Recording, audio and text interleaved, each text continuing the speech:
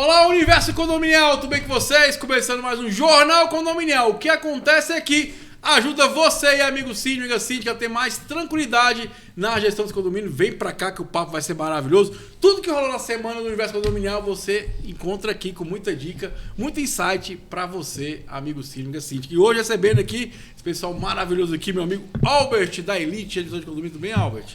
Tudo ótimo, Thiago. Obrigado mais uma vez pelo convite. Priscila, mais uma vez um prazer estar com vocês aqui. E vamos lá, para a vida condominial. É, muita treta, muita coisa boa. E recebendo também, doutora Priscila. Tudo bem, doutora? Tudo ótimo, Thiago. Obrigada pela oportunidade de estar aqui conversando com vocês mais uma vez, trazendo mais assuntos polêmicos, né? Às vezes a gente sai aí da grade do que tem que tratar, mas é tudo para melhoria do nosso mundo de condomínios. Obrigada, Albert, aí, por dividir a mesa comigo mais uma vez. E amigo síndico e síndica, então já se inscreva no canal, curta, deixa seu comentário também. Quem sabe esse comentário pode se tornar uma pauta aqui para nossos programas do Universo Condominial. Então vamos lá, Silas, bota a primeira matéria do dia, coloca aí, ó. Condomínio em São Paulo, aí fala assim, veja as perguntas e respostas sobre motos nas garagens, né? Hoje aí, por exemplo, São Paulo já passou de 1,3 milhão de motos que estão ali circulando nos condomínios. Então vamos lá, tirar a dúvida do pessoal sobre motos nas garagens do condomínio, né, doutora? Primeira coisa, pode botar a moto junto com vaga de carro? Opa, é aquela máxima do direito, né? Depende. Eita. Ai, Thiago odeia esse depende, né, Thiago? Fica em cima do muro, não. Depende, Thiago, depende do que tem na convenção. É muito fácil para responder, né, essa questão. É uma vaga solta, é uma vaga rotativa, é uma vaga de gaveta, em que uma moto ali vai demandar que alguém que vai tirar a moto saiba pilotar? Como que vai ficar essa moto? Existe um espaço reservado para a moto? Não bastasse os nossos problemas recentes de carros elétricos, scooter, moto e, enfim, bicicleta. Agora a gente também... Esse já é um problema mais antigo, né? Da questão da garagem aí. Então, tudo vai depender de como está estabelecido na convenção. Se é uma vaga rotativa, se é uma vaga solta, né, quais os problemas que aquilo ali vai causar. E aí o Albert vai dizer aqui quais os problemas que ele tem enfrentado, Albert, com relação às motos, né, nas vagas aí de garagem. A maioria dos condomínios hoje, eles estão realmente perdidos. Porque quando se fala em garagem, a gente entende que é carro e moto, né? Já subentende isso, né? Exatamente. Não pode armário, só quando é decidido em assembleia. É votado, aprovado. Só que a questão da moto, e a maioria dos moradores eles comentam isso, olha, é garagem. Garagem é moto e carro. Então, se tá ocupando espaço e não tá passando os limites da vaga, né? Exato. Se não tá ultrapassando a linha amarela ali, a linha branca, enfim, a cor da garagem do morador, tá valendo. E se não atrapalha a manobra, se não ficar de fora, qualquer pedaço que seja da moto ou do carro, não vem atrapalhar, acredito que não tem o que fazer, né? Não tem o que se incomodar. Se não está incomodando, não tem o que chamar a atenção do morador. É o primeiro ponto. Mas os síndicos, geralmente eles vão para a administradora, né? Vão até a gente consultar, né? E de fato, eu costumo falar, olha, isso é jurídico, né? Quando existe um atrito entre morador e síndico, morador entre morador, porque está dentro da linha, mas eu não consigo abrir a porta do meu carro, porque a moto está ali, né, rente. Enfim, são aqueles problemas também que as construtoras trazem, né? As garagens muito curtas, muito pequenas, economizando espaço, e aí acaba trazendo um transtorno, né, para o próprio condomínio depois. Para gerir isso é complicado. Só em assembleia, decidindo ou não.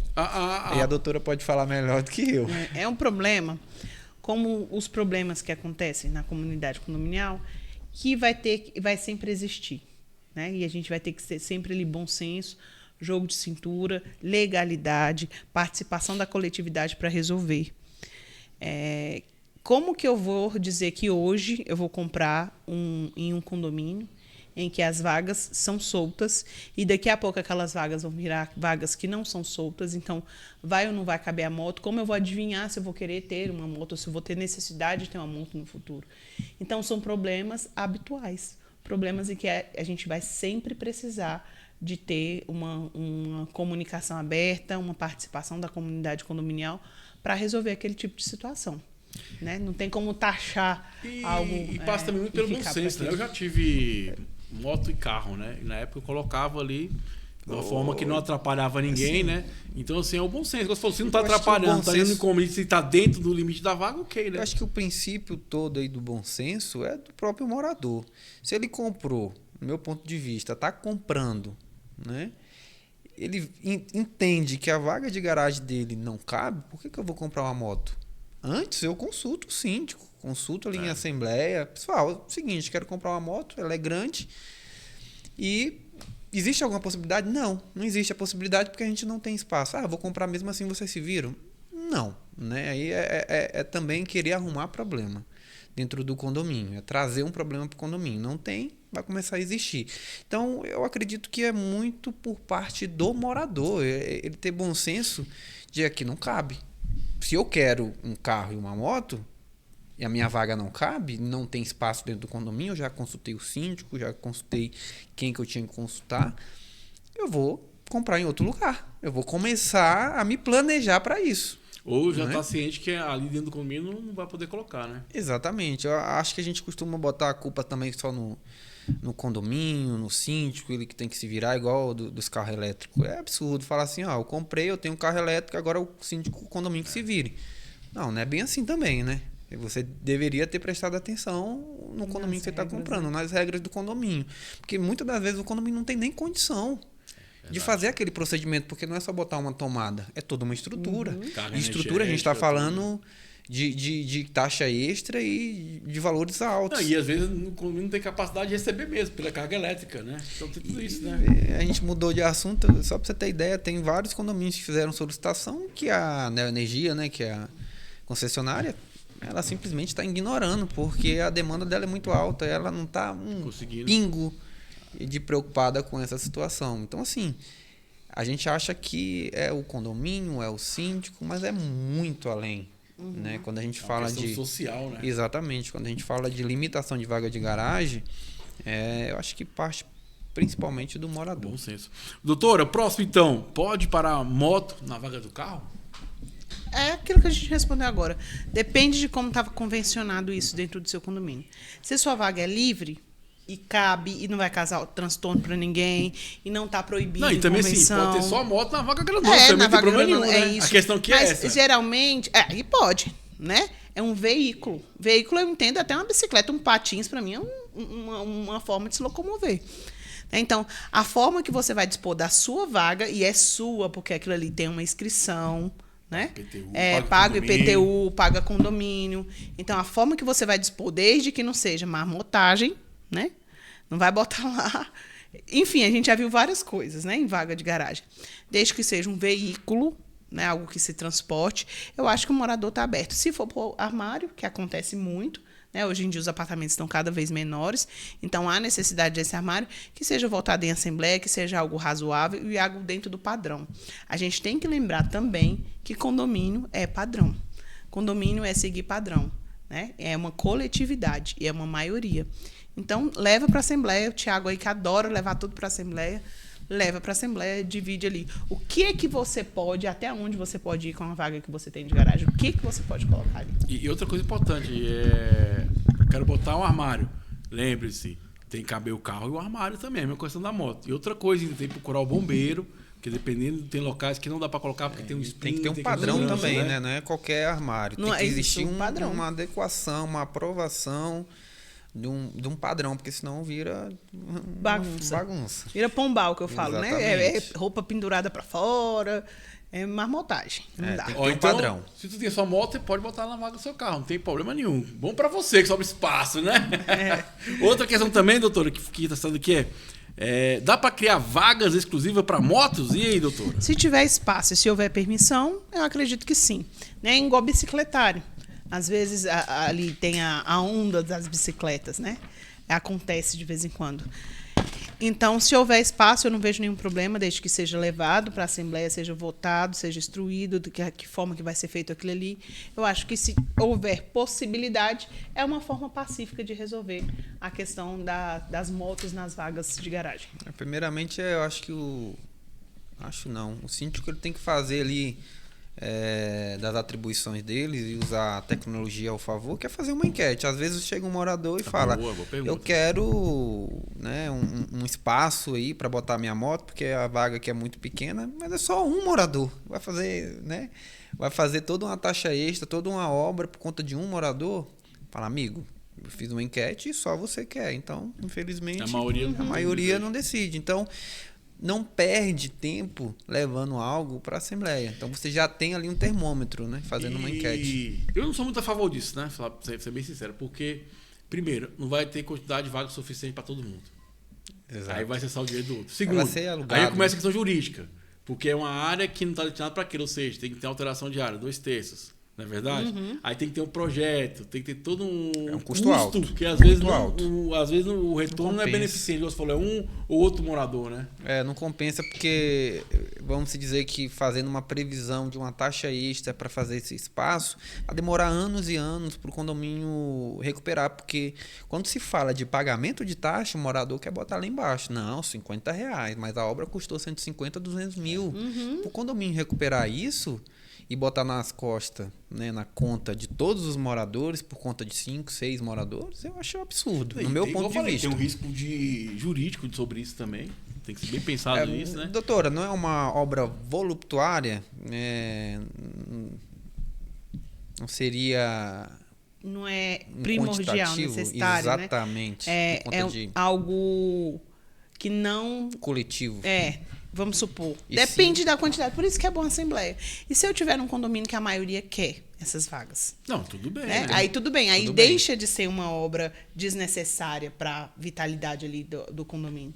Então, depende muito. Mas, assim, a grosso modo, eu acredito que seja mesmo. Eu acredito que se tem 2, 3, 6 num universo de 100... né, não tenha tanta necessidade de fazer uma obra nesse tamanho. Mas, gente, obra é você estar agregando valor ao seu imóvel. Às vezes não é todo mundo que utiliza, mas muitos dos que não utilizam querem ter porque tem intenções econômicas ali. Vai gerar mais problema que benefício. Porque, por exemplo, tem 3 vagas, aí chega o quarto, eu vou botar a maga, não pode, começa aquela briga.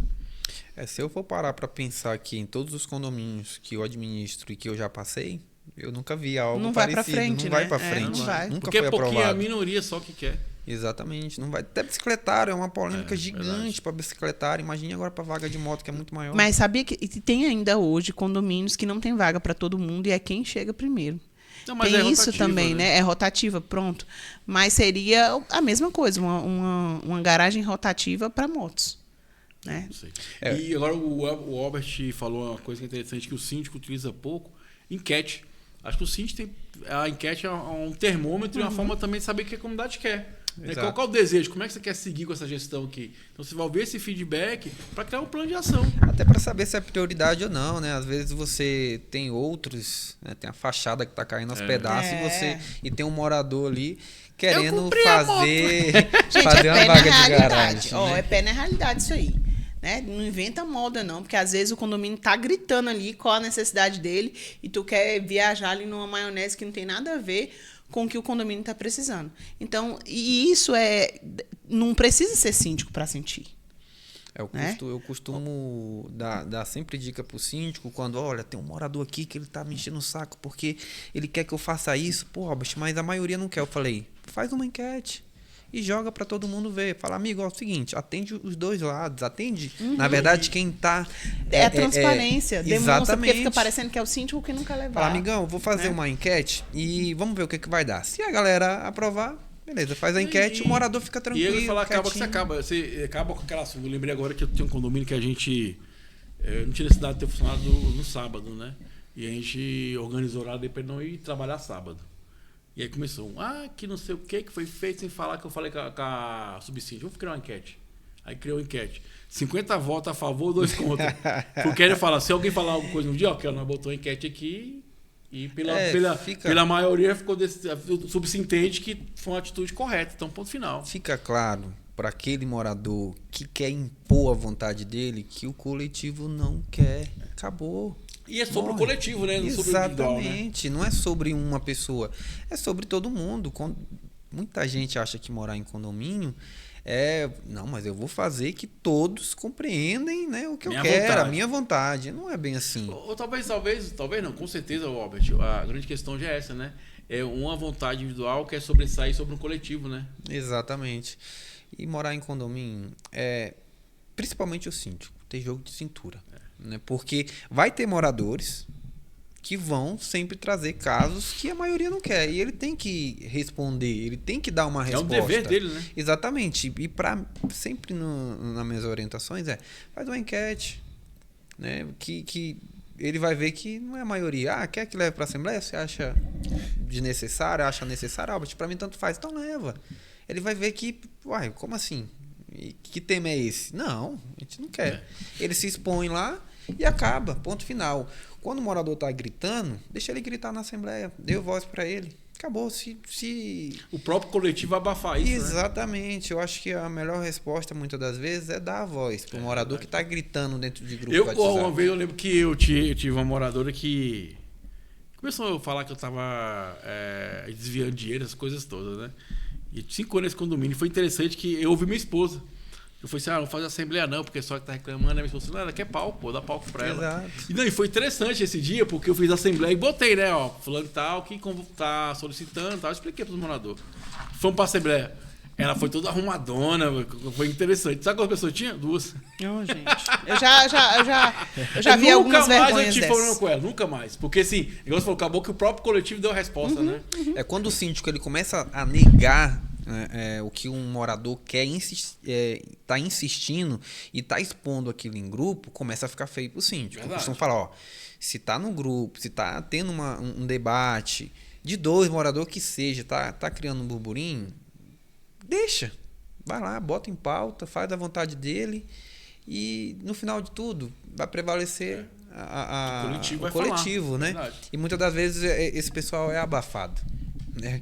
Vai ser desnecessário. Então, assim, eles acabam pegando um palco ali e no final de tudo não dá em nada. Verdade. Vamos para a próxima então, Silas? Essa aqui eu trouxe porque eu acho um tema interessante, que é o seguinte: funcionário de obra e mais 2 pessoas são presas, suspeitas de assalto a condomínio em Manaus. E é porque eu trouxe essa matéria, pessoal, para a gente falar um pouquinho sobre obras em condomínio. A gente tem a cautela de cadastrar as pessoas que estão prestando a obra do condomínio, né? Tem isso, cara. Vou fazer uma obra. Por favor, manda os dados aí do pedreiro, do eletricista. Aí o cara ainda fica bravo quando a gente pede, né? Mas é uma questão de segurança, né? E tá na hora do condomínio ficar em cima disso. Porque que acontece? É um terceiro que tá ali, que vai saber a rotina do condomínio e pode passar informações para fora, ou ele mesmo cometeu o crime, né, Albert? Exatamente. Hoje em dia, eu reparo muito quando eu chego no condomínio, principalmente para uma reunião, a forma que eu sou abordado. Né? Eu trabalho com isso, então... Eu chego num condomínio, ele não me pede meu documento, ou às vezes, se eu tirar uma foto, qual é o seu nome? Mas ele não pede o documento. Então não adianta nada você pedir meu nome, pedir meu CPF, eu falo ali o que eu quiser. A dupla verificação. Exatamente. Então, eu sempre insisto com meus condomínios. Quando eu estou conversando com o síndico e dando dicas. Até porque isso é de portaria. Isso é de terceirizada, isso é procedimento, né? Isso é gestão. A gente dá contabilidade, a gente dá dicas, mas não é um procedimento que a gente tem que ensinar os síndicos, tem que passar para o condomínio, né? Que a gente vive nesse mundo, mas na tecnologia a gente tem parceiros agregados dentro do nosso sistema. E quando eu chego num condomínio que não me pedem um documento, para mim aquele condomínio já é falho. Se eu não peço um documento para conferir, eu não tiro uma foto, eu não sei quem está entrando de fato. Verdade. Né? Então, é onde parte todo um princípio de segurança e de verificação. E se acontecer alguma coisa, a gente tem os dados da pessoa para poder prestar uma queixa, para poder tomar os procedimentos adequados, para entender quem estava naquele período, quem é, na verdade, aquela pessoa. No condomínio que eu moro, tem uns policiais civis, são acho que 2 policiais civis e um PM. Eles sempre costumam falar, pessoal, todo prestador de serviço vocês têm que pedir os documentos e passa pra gente que a gente verifica, que a gente não quer ninguém dentro do condomínio sem a gente saber as fichas criminais. Lá no meu condomínio, eles são bem sistemáticos. Eu acho que é importante, por exemplo, às vezes as pessoas questionam muito, por exemplo, eu tô há 10 anos, né? Talvez os fornecedores sempre os mesmos ali, que são pessoas de confiança, né? Igual o cara no começo assim, mas você traz fulano e tal. Eu falei, não, porque eu trago porque ele é um cara de confiança. Eu sei que ele, eu sei como é que ele faz o serviço, ele atende a outros condomínios também. E outra coisa, eu vou botar outra pessoa estranha aqui. Já tem um vínculo, né? Já não, tem você conhece uma o parceria. cara, tem um rastro, vamos dizer assim, né? Exato. Você conhece o cara, porque eu trago um cara ali e você não sabe. Aí o cara passa a informação, ou o próprio cara, por exemplo, que eu estava falando num dos programas sobre a tag, o cara rouba uma tag, sumiu, vai lá, entra. Eu já vi muito isso, o cara entrar, roubar a bicicleta. Igual no caso aqui, esses caras às vezes não tem um vínculo, tá ali só prestando um serviço, vai embora. Mas o que eu quero falar... Mas sabe da rotina, isso, né? Exatamente, é falar, ó, igual por exemplo, talvez do porteiro, a gente tá comentando aqui. Talvez sabia o horário que o porteiro saiu, sabia o horário, mas que ele não estava na portaria e fala essa informação. Então, a gente tem que ter muita cautela com o prestador de serviço. E outra coisa, você, morador, for fazer alguma obra, for receber um prestador de serviço, comunica. Portaria. É o fulano de tal, tá aqui os dados dele. Até para que o condomínio possa fazer essa pede conferência. Pede o documento, eu já vi isso. Condomínios que pedem o documento do prestador de serviço e deixa isso na portaria para que saiba, né, que é os dados de quem entrou ali. Então, isso é importante. É chato, alguns vão achar que sim. E outros vão achar que sim, é necessário, é importante que isso... Mas, doutora... Mora no condomínio, bota sua cabeça. Tudo que envolve segurança é chato. Porque é barreira. É barreira. É para evitar. São barreiras. A porta para fechar, para abrir. Então, tudo são barreiras para o quê? E dificultar isso. Faz parte. É onde o condomínio tem que criar procedimentos, verdade, né, de segurança. Se é contratação direta, que ele capacite todos os funcionários. Né? Ele mande para treinamento a cada 6 meses para poder estar capacitando esses funcionários a ter essa gestão. Só pode entrar dessa forma, o registro é dessa forma, o controle é dessa forma. Então, os moradores precisam seguir um padrão, né, uma orientação, também, né? Ser aprovado as regras em assembleia, porque fica algo gestão para gestão. O síndico é esse? Não, agora é fulano. Então, a gestão ela tá padrão, ela foi criado um procedimento, né, de segurança, de rotina para o condomínio. Quando se não tem, o porteiro ele verifica, ele conhece, entra aí, deixa eu ligar aqui, enfim, vai existir falhas. E é interessante, pessoal, porque eu vi do mundo empresarial, tem um curso chamado ISO. ISO é exatamente isso, né? Você cria os procedimentos ali que vão ficar. Por exemplo, se o Thiago sair da outra pessoa, é só seguir o procedimento. E é muito bacana, você cria, igual você falou, você cria um padrão de segurança também. E eu acho que é bacana quando a gente fala essa parte de ter esse olhar de treinar o profissional que está ali. E também passar assim, treinamento para a comunidade. Igual a gente está falando em alguns programas aqui, não é só, eu vou botar o melhor equipamento de segurança. Se deixar a porta aberta, adianta alguma coisa? Não adianta nada. Então, assim, eu acho que é interessante isso. Cara, treina o seu prestador de serviço, mas treina também a comunidade para saber lidar em situações diferentes, né? Situações adversas, no caso, né, doutora? Exatamente. E treina, assim, até certo ponto, né? Claro, o treinamento você vai dar completo, mas tem coisas que fogem da alçada ali de quem está cuidando do condomínio. Então, assim, não vai também dar uma de super-herói, né? E fazer sua equipe dar uma de super-herói. A questão da violência doméstica que a gente vem falando, né? Que o síndico é o responsável, tem que fazer alguma coisa. Gente, tem que fazer denúncia só. Exatamente, exato. Tem que chamar a polícia e é um dever de todo mundo. Né? Então, vá até onde a sua competência estabelece. Não vá além, porque a vida não tem retorno. Exato. Né? Não tem retorno. Então, a gente tem que cuidar disso também. Exigir, claro, a gente contrata as empresas para que elas entreguem ali a melhor forma de trabalho, mas que fuja dos riscos, né? A gente também precisa ter esse ponto assim bem estabelecido. Mas tudo bem treinado, tudo dentro do procedimento. Diz que o pessoal das exatas diz que o que segue o padrão não erra, né? Não tem erro. Verdade. Então, ali, se você seguir ali uma listinha do que tem que ser feito, como se fosse uma receita de bolo, a chance de erro ela reduz de forma significativa. E, inclusive, pessoal, tem profissionais hoje, porque talvez em Brasília não é tão divulgado, mas em São Paulo até é normal. Tem profissionais que dão consultoria. Eles vão fazer uma avaliação do perito tudo e fazem um relatório aí das áreas vulneráveis, quais os procedimentos têm que ser adotados também. Engenharia de segurança, exatamente. Né? Então, assim, a gente entender que isso é um investimento que você faz. Né? Tudo é caro. Caro não é um investimento, pô. É vida. Onde está a falha ali, né? Se torna caro quando acontece o pior, né? Uma fatalidade ali. Né? Quando existe um roubo, quando existe uma série ditado, né? de prejuízos só tranca a pro porta condomínio. depois que o ladrão entra, né? Então a gente precisa ter... São coisas assim que já são antigas e parece que não aprende, né? E o próprio condomínio também, ele tem mecanismo para falar com o morador, porque não é só o condomínio, né? É o morador também ser educado junto na portaria, porque muitas das vezes o próprio morador, ele banaliza tudo. Que ele, ó, meu parente fulano de tal tá chegando aí. Aí o fulano chega, o porteiro pede a documentação, né, e o rapaz fica bravo, liga lá pro dono da unidade, o morador... Eu acho que tem uma diferença. Por exemplo, eu que me ausento de casa muitas vezes durante o dia, mas a minha casa sempre tem alguém, tá? Se tiver algum ladrão aqui me vigiando, já vou avisar logo. Alguém, vários.